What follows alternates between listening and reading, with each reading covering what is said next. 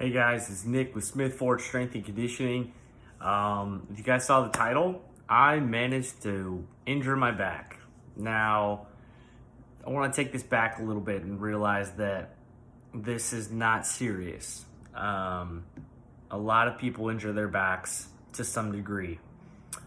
This happened yesterday while deadlifting, and I know I've had a lot of changes to my schedule due to COVID and not participating in jiu-jitsu and picking up running and kind of lifting in a different environment. So I understand that it's not unlikely for me to kind of have some kind of irritation or changes. And during this time, I've already managed to have some weird pain with my knee and also with my shoulder. So this video is not really to talk about me as much as I want to show you guys, you followers, kind of how the process of rehab goes and how, the way I kind of view it and how I kind of, interact and how I can take take the problems that I have and then create the solutions, but also show you kind of like the timeline of exercise prescription and what you can do and what you should maybe avoid. Now, obviously, I don't want to use this as an opportunity to blanket everybody who has low back pain. Low back pain is very specific to each person. So you need to understand that when I evaluate somebody, I can see 5 evaluations in a day and they could all be low back pain, and every single one of them will be different. So everybody's individual. You may hear from a friend, oh, I had low back pain and this worked for me, or I had low back pain and this didn't work for me. Take that with a grain of salt. That might be an experience for them, but your pain experiences, your history, how quickly the injury came on, how long ago it was, where you are in the recovery process. Is this your first time having back pain? Is this the second time? Is it the 6th time? So you have to take it into consideration that you individually are individual, for lack of a better term. You are unique and your spine is unique. So when you are being addressed from a professional, I hope they address you as an individual. You may present with similar movement dysfunction.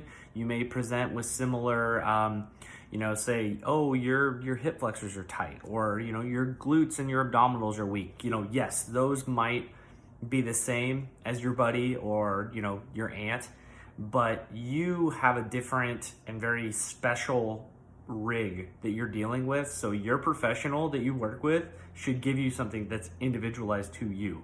So if you notice that your exercises are the same as somebody next to you that has similar, get out. So the point of this is I kind of want to explain to you my self-diagnosis, and then moving forward, I want to give you guys some weekly checkups just to kind of show you what's going on. And so I've had back pain in the past, but this is new. Typically, my back pain is on my left side. All my problems are on my left. This time it's right-sided, which is kind of weird. And I think that's why I'm I'm not quite sure why it happened, but it's new. So I felt it during deadlifts, actually during the set, which with my left-sided back pain, I never feel during a movement. It's always the day after. So if I'm moving, doing something strenuous, I never feel it, but I'll feel it like when I'm sitting the day afterwards if things are kind of stiff, or if I've been driving for a long time, I'll feel it. This is every time I bend forward in any way, shape, or form, it hurts. It flares it up from anywhere between like a 4 to an 8. So pretty intense. It can be intense.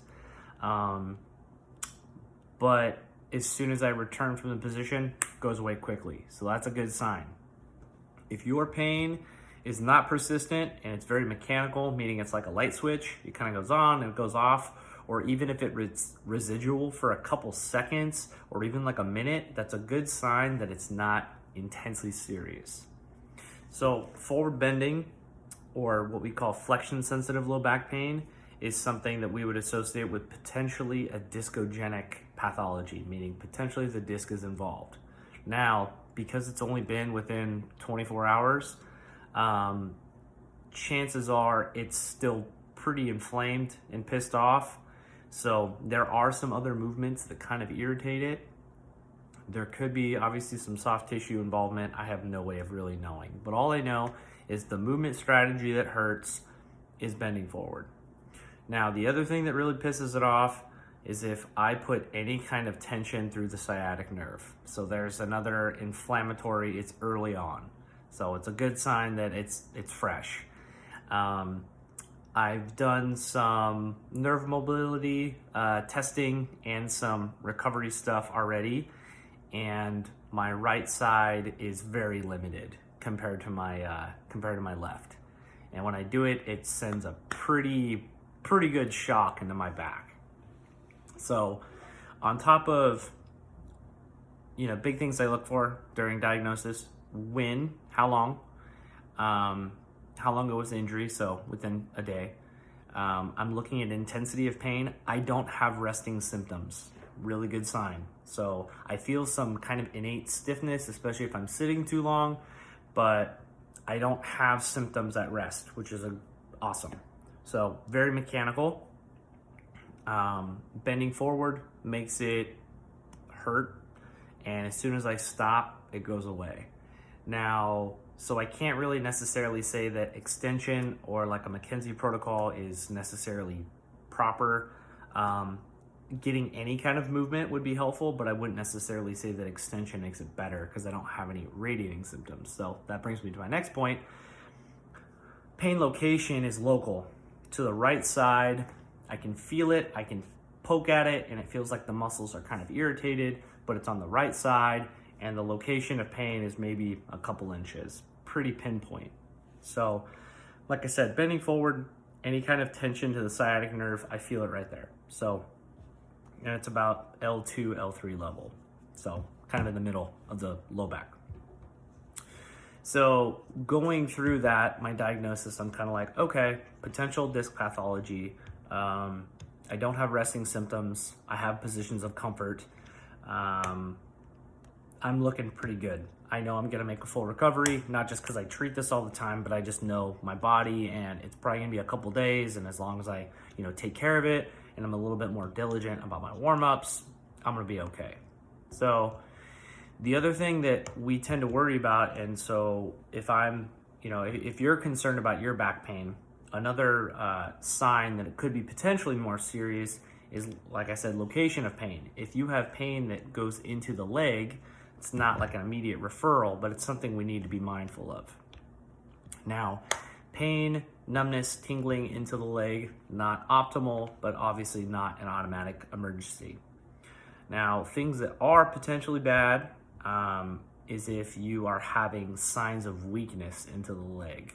Like, I am no longer able to lift my toes when I walk. That's a sign of something more serious.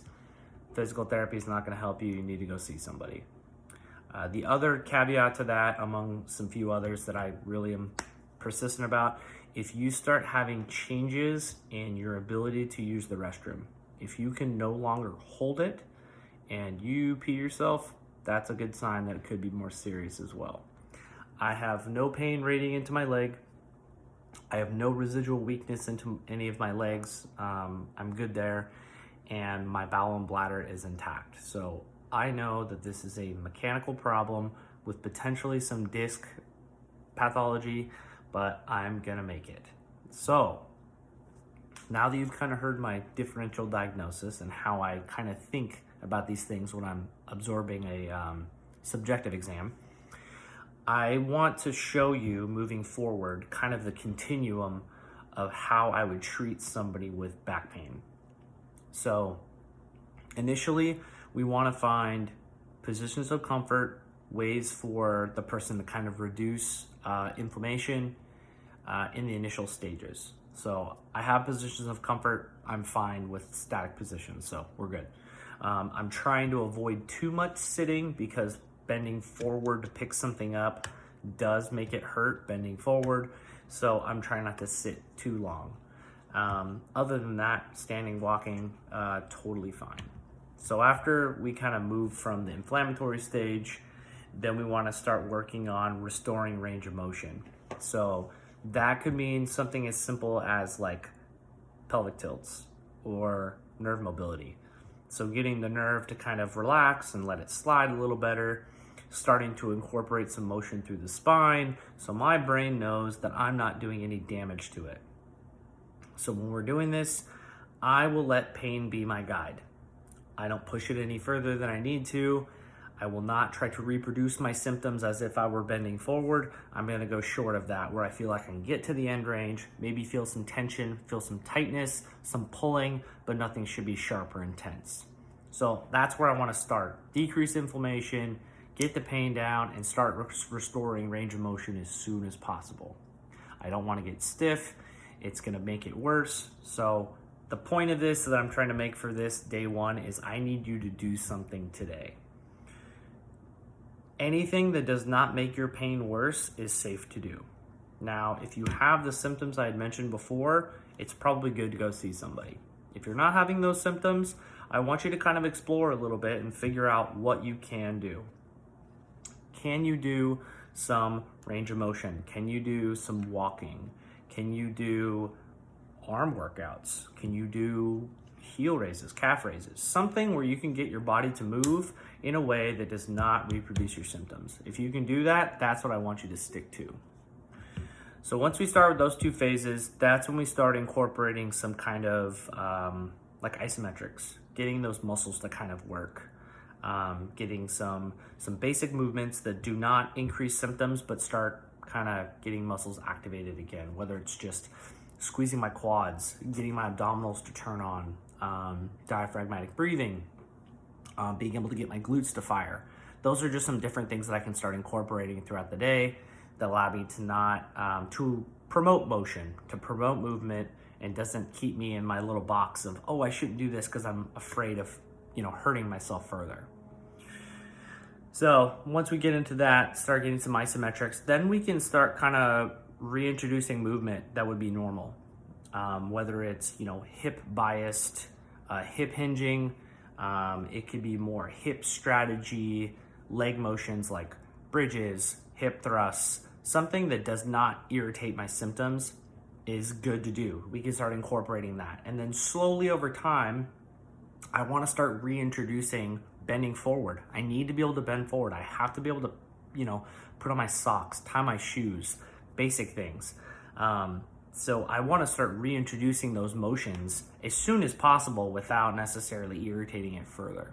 So that being said, over the next couple weeks, I kind of want to show you the continuum, and I'm going to show you probably some posts throughout the week of things that you can integrate when you're talking about the continuum of how to kind of treat low back pain. And like I said, everybody's different. So please take what I say with a grain of salt. It's my experience, it's my journey.